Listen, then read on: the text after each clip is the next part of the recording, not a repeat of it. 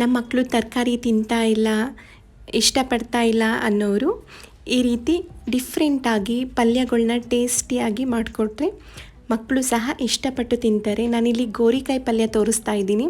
ತುಂಬ ರುಚಿಯಾಗಿ ಗೋರಿಕಾಯಿ ಪಲ್ಯ ಹೇಗೆ ಮಾಡೋದು ಅನ್ನೋದನ್ನ ಈ ವಿಡಿಯೋದಲ್ಲಿ ತೋರಿಸ್ತಾ ಇದ್ದೀನಿ. ಫಸ್ಟ್ ನೋಡಿ, ಒಂದು ಪ್ಯಾನ್ಗೆ ನೀರು ಹಾಕ್ಕೊಂಡು ಬಿಸಿನೀರು ಕಾಯಿಸ್ಕೊಂಡಿದ್ದೀನಿ. ಇಲ್ಲಿ ನಾನು ಒಂದು 300 ಗ್ರಾಮಷ್ಟು ಗೋರಿಕಾಯಿ ತೊಗೊಂಡಿದ್ದೀನಿ.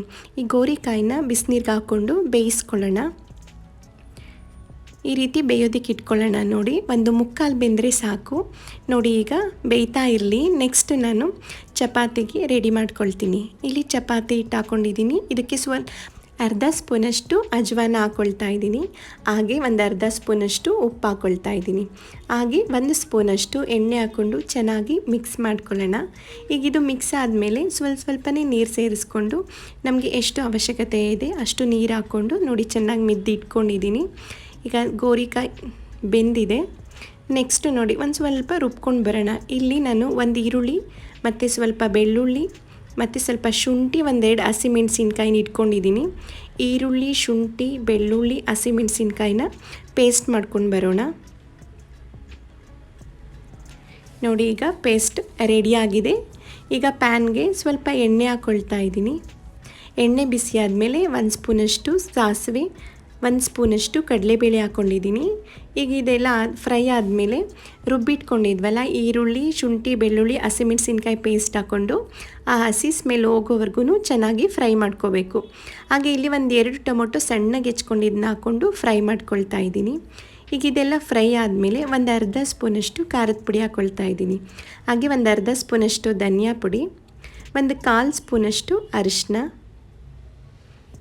ಹಾಗೆ 1/4 ಸ್ಪೂನಷ್ಟು ಗರಂ ಮಸಾಲ ಹಾಕ್ಕೊಳ್ತಾ ಇದ್ದೀನಿ. ಸ್ವಲ್ಪ ಕಸೂರಿ ಮೇಥಿ ಸೇರಿಸ್ಕೊಂಡಿದ್ದೀನಿ. ಈಗ ಇದನ್ನೆಲ್ಲ ಚೆನ್ನಾಗಿ ಫ್ರೈ ಮಾಡ್ಕೋಬೇಕು. ಎಲ್ಲ ಚೆನ್ನಾಗಿ ಫ್ರೈ ಆದಮೇಲೆ ಬೇಯಿಸಿಟ್ಕೊಂಡಿದ್ವಲ್ಲ ಗೋರಿಕಾಯಿನ, ಈಗ ಇದನ್ನು ಹಾಕ್ಕೊಳ್ಳೋಣ. ಈಗ ಇದಕ್ಕೆ ಉಪ್ಪು ಹಾಕ್ಕೊಳ್ತಾ ಇದ್ದೀನಿ. ನಮಗೆ ರುಚಿಗೆ ತಕ್ಕಷ್ಟು ಉಪ್ಪು ಸೇರಿಸ್ಕೊಂಡ್ರೆ ಆಯಿತು. ಈಗ ಇದನ್ನೆಲ್ಲ ಚೆನ್ನಾಗಿ ಮಿಕ್ಸ್ ಮಾಡ್ಕೋಬೇಕು. ನೋಡಿ, ಈಗೆಲ್ಲ ಚೆನ್ನಾಗಿ ಮಿಕ್ಸ್ ಆಗಿದೆ. ನೀವು ಉದ್ದ ಆಯಿತು ಗೋರಿಕಾಯಿ ಅಂದರೆ ನೀವು ತುಂಡು ಮಾಡ್ಕೊಂಡು ಸಹ ಮಾಡ್ಬೋದು. ಈಗ 1-2 ಸ್ಪೂನು ಮೊಸರನ್ನ ಬೀಟ್ ಮಾಡಿಕೊಂಡು ಹಾಕ್ಕೊಳ್ತಾ ಇದ್ದೀನಿ. ಈಗ ಹಾಕ್ಕೊಂಡು ಎಲ್ಲ ಚೆನ್ನಾಗಿ ಮಿಕ್ಸ್ ಮಾಡ್ಕೊಳ್ಳೋಣ. ಈ ರೀತಿ ಮಾಡ್ಕೊಳ್ಳಿ. ಗೋರಿಕಾಯಿ ಪಲ್ಯವಂತೂ ಒಂದು ಎಕ್ಸ್ಟ್ರಾರ್ಡಿನರಿ ಟೇಸ್ಟ್ ಅಂತಲೇ ಹೇಳ್ಬೋದು. ಅಷ್ಟು ಟೇಸ್ಟಿಯಾಗಿ ಬರುತ್ತೆ. ಒಂದ್ಸಲ ಟ್ರೈ ಮಾಡಿ ಇದೇ ರೀತಿ. ತುಂಬ ಅಂದರೆ ತುಂಬಾ ಚೆನ್ನಾಗಿರುತ್ತೆ. ಈಗ ನೋಡಿ, ಗೋರಿಕಾಯಿ ಪಲ್ಯ ರೆಡಿಯಾಗಿದೆ. ನೋಡೋದಕ್ಕೂ ತಿನ್ನೋದಕ್ಕೂ ತುಂಬಾ ಚೆನ್ನಾಗಿ ಹಾಗೆ ಟೇಸ್ಟಿಯಾಗಿ ಕೂಡ ಇರುತ್ತೆ. ಈಗ ಇದಕ್ಕೆ ಚಪಾತಿ ಲಟ್ಟಿಸ್ಕೊಳ್ಳೋಣ. ನಾವು ಬೇಕಾದರೆ diamond shape, Oval shape, round ಯಾವ ರೀತಿ ಶೇಪಲ್ಲಿ ಬೇಕಾದರೂ ನಾವು ಚಪಾತಿ ಲಟ್ಟಿಸ್ಕೋಬಹುದು. ನೋಡಿ, ಈ ರೀತಿ ಲಟ್ಟಿಸ್ಕೊಂಡು ಕಾಮನ್ನಾಗಿ ಚಪಾತಿ ಮಾಡೋದಕ್ಕೆ ಎಲ್ಲರಿಗೂ ಬಂದೇ ಬರುತ್ತೆ.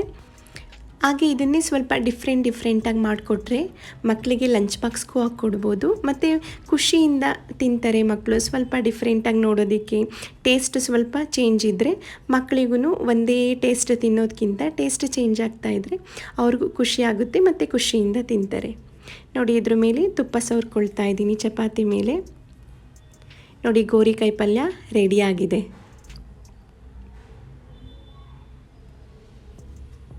ನೋಡಿ, ಈಗ ಚಪಾತಿ ಮಧ್ಯಕ್ಕೆ ಪಲ್ಯನ ಸೇರಿಸ್ಕೊಳ್ಳೋಣ. ನಾವು ಯಾವಾಗಲೂ ಪನ್ನೀರ್, ಈ ಥರ ಕ್ಯಾಪ್ಸಿಕಮ್, ಟೊಮೊಟೊ ಇದೆಲ್ಲ ಹಾಕ್ಕೊಂಡು ಈ ರೀತಿ ರೋಲ್ ಮಾಡ್ತೀವಿ ಜಾಸ್ತಿ. ಹಾಗೆ ನಾವು ದಿನನಿತ್ಯ ಯೂಸ್ ಮಾಡೋ ತರಕಾರಿನಲ್ಲೂ ಸಹ ಈ ರೀತಿ ಮಾಡಿಬಿಟ್ಟು ಮಕ್ಕಳಿಗೆ ಕೊಟ್ಟರೆ ತುಂಬ ಖುಷಿಯಿಂದ ತಿಂತಾರೆ ಮತ್ತು ತುಂಬಾ ಇಷ್ಟವೂ ಆಗುತ್ತೆ.